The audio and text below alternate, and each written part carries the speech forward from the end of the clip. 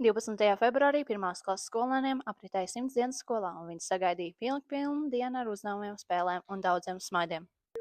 13. februārī skolai palika 106 gadi, un mēs svinējām dzimšanas dienu. Katra klase bija aicināta izveidot savu apsveikumu skolai.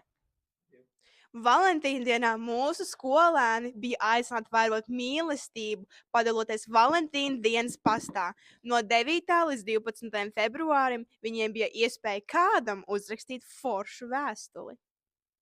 16. februārī norisinājās jau 3. jauniešu speciāla skolu nodarbība. Šoreiz ieskatījāmies juristu darbā. Ar jauniešiem apmeklējām tiesas ēku, paklausījāmies juristu sagatavotajās prezentācijās un pildījām uzdevumus darba grupās.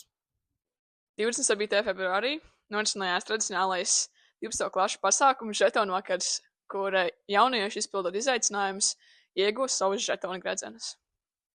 Plus jaunatnes līdzdalības projekta Domā atbildīgi rīkojas ilgtspējīgi fórums. 6. martā skolā notika fórums ar lekcijām, debatēm un orientēšanos pilsētā, kā arī uzkodām un mūziku.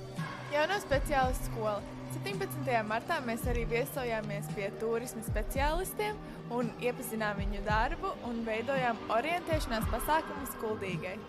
Prezidenta vēlēšanās. Martā notika pašpārvaldes prezidenta kandidātu pieteikšana. Iespēja oāzes atklāšana. Nosaucoties projektam, tika atklāta āra klase Iespēju oāze ar priekšnesumiem, rotaļām un uzkodām. Pasākumu filmēja un tas tika parādīts ziņu raidījumā Panorāma. 13. aprīlis ķer iespēju. Ja tev kādā priekšmetā aizķēries kāds NV, iespēja pieteikties uz ķer iespēju pie priekšmetu skolotājiem līdz 9. aprīlim, lai savilktu kopā astītes.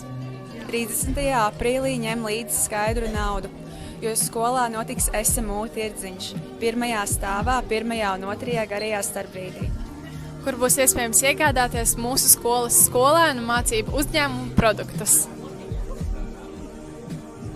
No 1. līdz 7. maijam Eiropas parlamentu vēstnieku skolas dalībnieki, Viļa vēstnieki, dosies braucienā uz Strasbūru, Francijā, kur apmeklēs Eiropas parlamentu.